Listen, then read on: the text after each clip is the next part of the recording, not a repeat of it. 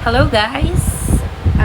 Meron na akong gustong i-share sa inyo na tatlong tips kung paano ba natin magagabayan ng ating mga anak at mapoprotektahan. Dahil ngayon sobrang dami kong nakikita na issue sa social media about kids, about teens, sobrang dami. So, ano nga ba yung mga tips na yon? Kung gusto mong malaman, tapusin mo lang tong video na to at sasabihin ko sa'yo kung ano yung mga tatlong tips na para maprotektahan mo din yung mga anak nyo or magabayan nyo din sila. Okay? At by the way, ako nga pala si Elwa. Isa akong business owner at isa rin akong mom. Meron akong 2 anak at gusto ko lang itapik to kasi talagang nababother ako ng konti. Actually, hindi ko. Nababother na talaga ako sa mga nangyayari ngayon.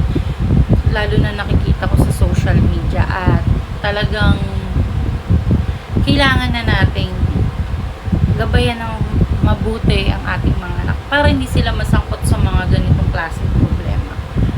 At eto, story time, di ba? Ngayon, nakikita ko sa social media na merong bata na binuli siya ng mga high school students. 9 years old yung bata na yun. At nakita ko, critical yung lagay niya, ganun. Meron pang iba, madami pa, na nakakabother. So, as mom, o as isang magulang, paano nga ba natin ginagabay ng mga anak natin? Or paano nga ba natin sila mapoprotektahan sa mga ganitong klaseng sitwasyon? Number 1, una, dapat lagi natin silang kinakamusta. Lagi nating inaalam ang mga ginagawa nila sa bawat araw. Kasi kapag alam natin kung ano ang nangyayari sa kanila, mabibigyan natin sila ng advice. At kung yung anak mo naman ay hindi nag-open sa'yo or hindi nagsasabi sa'yo ng mga nangyari sa kanya sa buong araw, why not naman na magtanong tayo, diba? Pwede naman tayo magtanong na, anak, ano ba nangyari sa'yo ngayong araw? Ano bang, may maganda ba nangyari sa'yo? May nakaaway ka ba? Yung mga ganong bagay, kailangan na nating i-aware ang sarili natin sa mga, or ang anak natin, na kailangan na nilang magkwento sa atin ng mga bawat nangyayari sa buhay. Kesa malalaman pa natin na sa huli na may kaaway pala sila, na hindi sila nagkaintindihan, hindi nagkaayos, tas napunta sa pisikalan o sa sakitan. So, mas maaga natin silang natutulungan kung paano i-handle yung mga ganong problema. Kaya sobrang kailangan natin talaga ng communication, lalo na ngayon sa mga anak natin. Mapa elementary, high school, mas maganda kung bata pa, natuturuan na natin. Pero kung high school na, tas matigas yung ulo,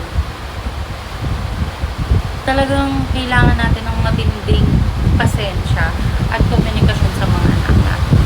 Pangalawa, dapat ang mga anak natin ay may takot sa Diyos. Kung may takot sila sa Diyos, diba? May iwasan nila yung mga bagay o mga pagkakamali na hindi maaano nila lalo na yung mga pananakit, ang bubuli. Dapat pag may takot ka sa Diyos, diba, hindi mo na yun magagawa. Kaya kailangan nilapit natin yung mga anak natin sa Lord, kay God. Talagang dapat ganito, dapat alam mo rin yung mga aral ng Panginoon, alam mo rin yung mga pinag-uutos ng Diyos para hindi sila napapahamak. Diba, sabi nga na dapat mahalin mo ang iyong kapwa. Paano mo yun magagawa? Paano mo siya masusunod? Kailangan unang-una huwag kang makikipag-away. Ako personally, lagi ko sinasabi sa anak ko na, anak, huwag kang makipag-away. Kung makikipag-away ka, huwag ka na lang lumabas. Kung hindi mo kaya makisama sa ibang bata, sa kahit kanino, huwag ka na lang lumabas. Sa bahay ka na lang. ba? Para maiwasan niya yung makipag-iringan, makipag-suntukan, sagutan, di ba? So, dapat talaga gabayan natin ng maayos ang anak natin. At pangatlong tips, turuan natin maging mabuting tao, maging mabuting mamamayan yung anak natin. Kung naturuan na natin sila na matakot sila sa Diyos, for sure magiging mabuti na yung puso nila. Kung medyo pasaway, talagang di nakikinig, kailangan talaga natin na iparealize sa kanila na talagang kailangan na di-develop natin yung pagkatao nila, na maging mabuti sila, na hindi nila gayahin yung mga masama. Kasi nakikita na natin lahat lalo na sa social media, mabuti, masama.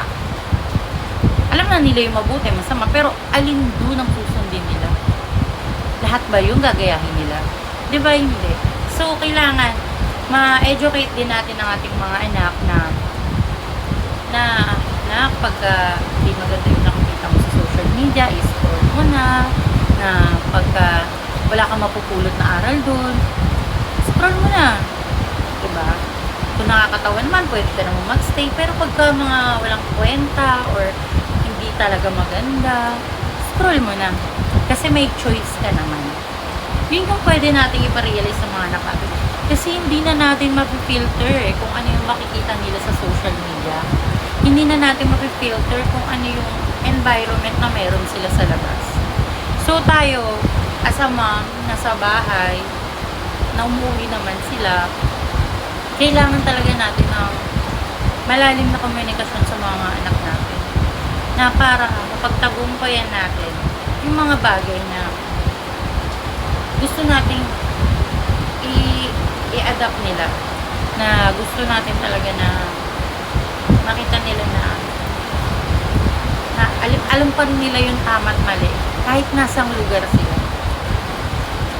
Kasi kapag mabuti kang tao, hindi ka makikipag-away, hindi ka na makikipag-iringan, hindi ka na makikipag-sakitan aalis ka na lang, uuwi ka na lang. Kung triggered ka talaga nila, tanungin mo sila, kausapin mo sila ng maayos. Bakit ba ganun? Bakit ba mainit yung dugo mo sa akin? Ano bang ginawa ko sa inyo? Para malaman mo kung ano ba yung nagawa mo sa kanila or nagawa sa kasi ang tao naman, hindi ka naman yan sasaktan kung wala kang ginawang masama diba?